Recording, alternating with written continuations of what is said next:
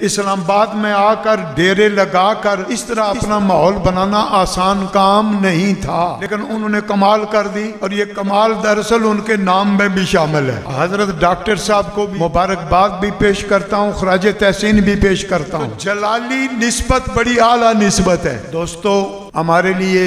ہم سب کے لیے یہ لمحہ انتہائی برکت والا لمحہ ہے، رحمت والے لمحات ہیں، جن لمحات میں ہمارا یہ مستقبل کا علمی اور مسلکی سرمایہ، عظیم سرمایہ یہاں سے تیار ہو کر جا رہا ہے اپنی ڈیوٹی سنبھالنے کے لیے۔ میں جامعہ کے جتنے منتظمین ہیں ان کو بھی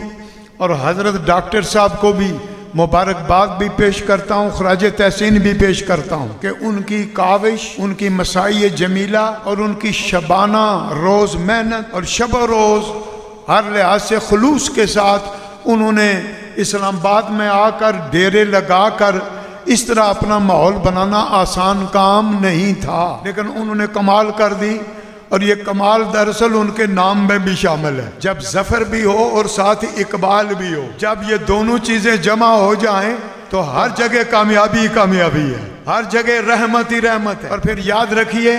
یہ چونکہ اسٹوڈنٹ ہیں ماشاءاللہ، میں ان کو بھی ہدیہ تبریک پیش کرتا ہوں، انہوں نے محنت کی اور یہ ہمارا سرمایہ ہے۔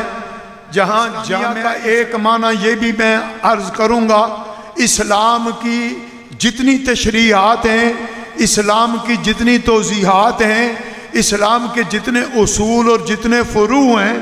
ان کے جامع، اور یہ جامعہ انہی کو پڑھانے کے لیے اور انہی کی محنت کے لیے ہے۔ جلالی نسبت بڑی اعلیٰ نسبت ہے، گو کہ بعض جلالی نسبت والے اس کو خراب بھی کرنے کی کوشش کر رہے ہیں، اللہ کرے انہیں بھی ہدایت دے دے، کیونکہ جلالی نسبت بہت اعلیٰ نسبت ہے۔ سید جلال الدین صاحب رحمت اللہ تعالی علیہ، جنہوں نے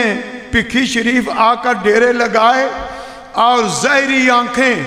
کی کمزوری کے باوجود، نہ ہونے کے باوجود دین بھی پڑھایا، کتابیں بھی پڑھائیں، تصوف بھی سکھایا، اخلاص بھی سکھایا، اور مسلک حق اہل سنت کی ترویج بھی کی۔ اس وقت میں معذرت کے ساتھ عرض کروں گا، ان بچوں کو، یہ جو آج نوجوان ہمارا سرمایہ ہیں، یہ فارغ ہو کر جا رہے ہیں، لیکن فارغ ہونے کی بھی اصطلاح ہے، یہاں سے علوم حاصل کر کے، ورنہ یہ فارغ نہیں ہوں گے بلکہ ان کی ذمہ داریاں اب شروع ہوں۔ یہ نہ سمجھے کہ ہم فارغ ہو گئے، نہیں، یہاں سے تعلیمی طور پر الحمدللہ انہوں نے مراحل طے کیے ہیں۔